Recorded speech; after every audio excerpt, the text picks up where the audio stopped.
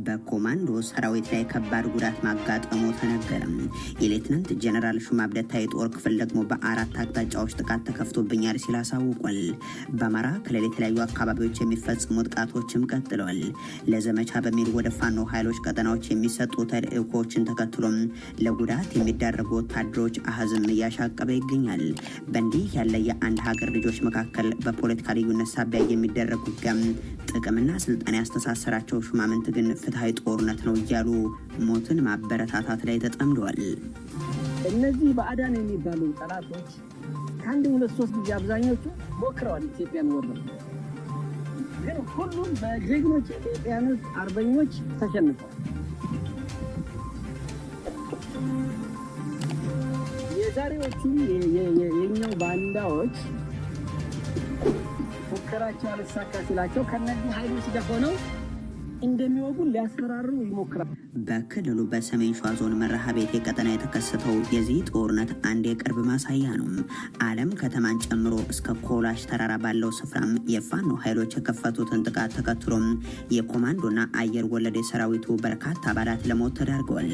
በተለይም ዘይታ በተባለ ስፍራ በአንድ የመንግስት ወታደሮችን በጫና ተሽከርካሪ ላይ ያጋጠመ የቦምብ ጥቃትን ተከትሎ በቁጥር በውል ያልታወቁት ለጉዳት መዳረጋቸውም ተሰምቷል። በአካባቢው ትናንት የተደረገ ውጊያን ተከትሎ ከተራራማ ስፍራዎች ላይ ወደ አለም ከተማና አካባቢው የከባድ መሳሪያ ድብደባ መፈጸሙ ሲሰማም አንድ መምህር መገደላቸውንም ነዋሪዎች አረጋግጠዋል። በዚህ ስፍራም የነበረው ዘመቻን በተመለከተ መግለጫ ያወጣው የሌተናንት ጀነራል ሹማ አብደታ የኮማንዶና አየር ወለድ የጦር ክፍልም በአራት አቅጣጫ ከፋኖ ጥቃት ተከፈተብን ብሏል። አይቀጡ ቅጣት ቀጣሁት፣ የፋኖ የክፍለ ጦር አዛዥ 3 አመራሮችንም ከ30 በላይ ጽንፈኞችንም ደመሰስኩ ይላል ይኸው የመከላከያ ሰራዊቱ መግለጫ። የሚጠቀሱ ቁጥሮች ላይ ያለው ጥያቄ እንደተጠበቀ ሆኖም ሰራዊቱ በየቀኑ እንዲህ ቅልጥ ያለ ጦርነት ውስጥ እንደሆነ እየገለጸም ስልጣናቸውን ሊያስቀጥሉበት ያሰማሩት የብልጽግናው ሹማምንት ግን ትናንሽ ግጭቶች እያሉ መግለጻቸውን ልብ ይሏል። ሌላኛው በክልሉ ከባድ የተባለ ሰብአዊ ጉዳት የተመዘገበበት አውደ ውጊያ ደግሞ በሰሜን ወሎ ዞን ላሊበላ አቅራቢያ ገነተ ማርያም ተብሎ በሚጠራው ስፍራ የተከናወነው ነው። ወደ ፋኖ ኃይሎች የተደረገ ዘመቻን ተከትሎም በቦታው ያቀኑ ወታደሮች ላይ የተከፈተ ድንገተኛ ጥቃት በርካታዎችን ለህልፈተ ህይወት ዳርጓል። በደርዘን የሚቆጠር የጦር መሳሪያን በፋኖ ኃይሎች እንዲወሰድ አድርጓል። በተመሳሳይ በዚሁ በወሎ ቀጠና ከደንሳ ወደ በለጩማ በመጓዝ ላይ የነበሩ ወታደራዊ ተሽከርካሪዎች ላይ ጥቃት ተከፍቶም አሁንም በቁጥር በውል ያልታወቁት ሰለባ ሆኗል። አገዛዙ ጥምር ጦር እያለ ካሰማራው የፖሊስ የሚሊሻናም የመከላከያ ሰራዊቱ ባሻገርም የአካባቢ አመራሮችን በዚህ የእርስ በርስ ጦርነት ደመከልብ መሆናቸውም ቀጥሏል። በሰሜን ሸዋ ዞን መንዝማማ የጽህፈት ቤት አመራር የነበሩ አንድ ግለሰብ ደግሞ ከነዚህ ውስጥ አንዱ ሆነዋል። የብልጽግናው አገዛዝ በአማራ ክልል የሚደረገውን ጦርነት የሚቀጥል ነው የሚሉ ሁለት የተለያዩ መልክ ያላቸው ማብራሪያዎችን ከባህር ዳርም ከአዲስ አበባም ከሰሞኑ መስጠቱ የሚታወስ ነው። ባህር ዳር የሚገኘው የኦህዴድ ብልጽግና ተላላኪው ቡድን የህግ ማስከበር ሲል የጠራውን ጦርነቱን እንደሚቀጥል ገልጾ ነበርም። ጠቅላይ ሚኒስትር አብይ አህመድም በአማራም ይሁን በኦሮሚያ ክልል ያሉ ታጣቂዎች ለአመታትም ሳይጠፉ ሊቆዩ ይችላሉም፣ ለእኛ ግን ስጋት አይሆኑም እያሉ የናይጄሪያን ተሞክሮም እያነሱ ክልሎቹም እየደቀቁ እንደሚቀጥሉ ያላቸውን አቋም መናገራቸው የሚታወቅ ነው። በእንዲህ እንዳለ ጠቅላይ ሚኒስትሩ ወደ አማራ ክልል ደብረ ማርቆስ ተጉዘው ውጊያቸው ኪሳራ ነው ብለዋል። ጊዜ ለሚመልሰው ነገር እየተገዳደለ ነው ሲሉ አቅርበው የአባይ ሽፍቶች አስቸገሩንም ሲሉ ገልጸዋል።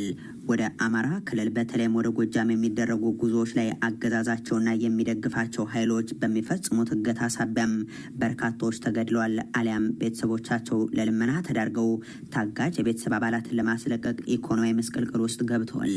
ዛሬም ድረስ በኦሮሚያ ክልል ሰሜን ሸዋ ዞን ወደ ጎጃም ብሎም ወደ ጎንደር በሚያሻግረው መንገድ እገታዎች መንግስታዊ ሽፋን ጭምር እየተሰጣቸው የቀጠሉም ናቸው።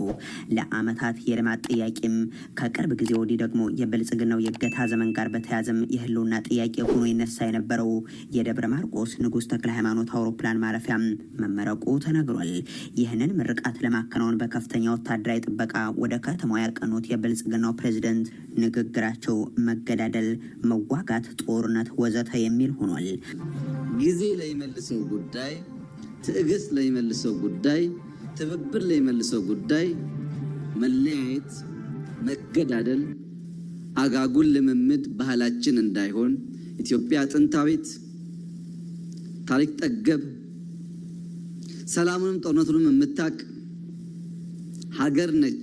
አትመጣም ወይ ማርቆስ ከንጉስ ከተማ ቢያሻ በአውሮፕላን ቢያሻ በሎንችና ተብሎ የተገጠመላት ናት ያሉት አብይ ይኸው እኛ አውሮፕላኑን መለስንላችሁ እኮ እያሉ ሲናገሩም ተሰምቷል። እናንተ ግን ይህንን ሁሉ ሀብት ይዛችሁ መጋጨት መከፋፈል ነው ሲሉ የተናገሩት አብይ እጃችን እጅ ለሚሰጡ የተዘረጋ ነው ብለው እሳቸው የሰላም የሚሉትን ጥሪ አቅርቧል። ጊዜ ለሚመልሰው ነገር አንገዳደል፣ ውጊያና ሞት ኪሳራ ነው ሲሉም ይገልጻሉ። የጎጃም አርሶ አደሮች ጥያቄም ስለምን ማሳ ችን ድረስ ሰራዊትና መድፍ ሞርታርና ድሮን ጥቁር ክላሽ ስላኩብን የሚል ነው። የብልጽግናው መሪ ግን አንገዳደል እያሉ ነገር ግን እየገደሉ ቀጥሏል። ጠቅላይ ሚኒስትሩ ቀጥለውም አሁን ላይ አባይ አካባቢ መሽገው ሰዎችን የሚያሰቃዩ ሽፍቶች አሉብን፣ ከደብረ ማርቆስ ደጀን ድረስ ሰዎች እንደፈለጋቸው እንዳይንቀሳቀሱ የሚያደርጉ ሽፍቶችን ማስወጣት አለብን እያሉ ሲጠይቁም ተሰምቷል። በአባይ ሸለቆ አካባቢ አሊዶሮ አካባቢ የሸፈተውንና ወደ አዲስ አበባ አላሻግርም ያለውን ሽፍታ በጋራ ታግለን ማስወገድ ሲገባን ከዚህ ደጀን መሄድ እንዳንችል ተጨማሪ ሽፍቶች ማበራከታችን ተገቢ ጉዳይ አይመስለኝም። የትም ቦታ ያለውን ሽፍታ ተሰናስለን ተደማምረን በማስወገድ የህዝባችንን ሰላምና ልማት ማረጋገጥ ሲኖርብን ጭራሽ ወደ ቀያችን ወደ ሰፈራችን ወደ ከተማዋ በማግኛቸው ዋዜማ በደብረ ማርቆስ ዙሪያ ከተመዘገበ የተኩስ ልውውጥ በኋላም ለሌላ ምርቃት የተገኙት አብይ አህመድ ከጥቂት ዓመታት በፊት በዚች ከተማ የተገኙት የአቶ ወርቁ አይተነው የዘይት ፋብሪካ ሊመርቁ ነበርም። በወቅቱም ባለሀብቱን የስድስተኛ ክፍል ተማሪ እያሉም እያናናቁ ያቀረቡት አብይ አህመድ በኋላም የተመረቀውን ፋብሪካም ጦርነት ከፍተው ወታደሮቻቸውን ማዝምተው እንዲዘጋ ማድረጋቸው የሚታወቅ ነው። አቶ ወርቁ አይተነው የስድስተኛ ክፍል ተማሪ ነው።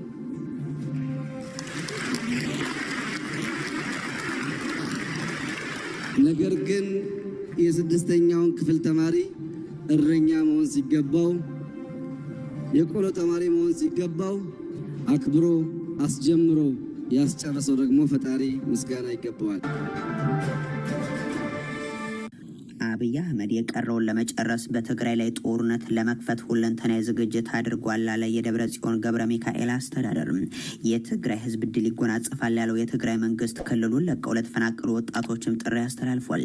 ጠቅላይ ሚኒስትር አብይ አህመድን የቀደሙ በትግራይ ላይ ጥፋትን ያወጁ ስርዓቶች አስቀጣይ በሚል የገለጸው የክልሉ መንግስት መግለጫ በተለየ ሁኔታ የትግራይ ህዝብን ለማጥፋት ተቆጥሮ የማያልቅ ጭፍጨፋና እልቂት አድርሰዋል ሲልም አንስቷል። እኛም ክብርና ማንነታችን አይረክስም፣ ዘራችንም አይጠፋም፣ ግዛታችንም አይሸራረፍም በማለት መስዋዕትነትን ከፍለናል የሚለው ማብራሪያው በዚህም ሳቢያ የጠላቶችን ኃይሎች ከትግራይ ጠራርጎ ማስወጣት ብቻ ሳይሆን የብልጽግናው ስርዓት የፕሪቶሪያው የሰላም ስምምነትን ተገዶ እንዲፈርም በህዝባችን ትግል ማድረግ ተችሏል ሲልም ይገልጻል። ነገር ግን ይህ ስምምነት መሬት ላይ ሊተገበር ባለመቻሉም ያፈራረሙ አካላትን ቢሆኑ በተጠበቀው መልኩ ኃላፊነታቸውን መወጣት ባለመቻላቸው ከብዙ ትዕግስትና ተማጽኖ በኋላ ስምምነቱ መፍረሱን በመገንዘብ በህዝብ የተመረጠው መንግስት ወደ ቦታው እንዲመለስ ተደርጓል እያለም ይቀጥላል። የብልጽግናው ዘረፈጅ ስርዓት የፕሪቶሪያውን የሰላም ስምምነት ከማፍረሱ ጎን ለጎን ትግራይን በሁሉም ዘርፍ በመዝጋት ህዝቡን በበርካታ ችግሮች እንዲያልፍ በማድረግ አስነዋሪ ተግባርን እየፈጸመ ነው የሚለው የደብረ ጽዮን ገብረ ሚካኤል አስተዳደር መግለጫም ጀምሮ ያላጠናቀቀውን ዘር ማጥፋቱን ለመፈጸም የሚያስችለውን ጦርነት ለማከናወን ሁሉንም አይነት ዝግጅት በማጠናቀቅ በፖለቲካዊና ወታደራዊ መሪዎች እንደዚሁም ቅጥረኞች አማካኝነት በትግራይ ላይ ሰፊ የጥላቻ ፕሮፓጋንዳን በመንዛትና በማሰራጨት ላይ ይገኛልን ብሏል።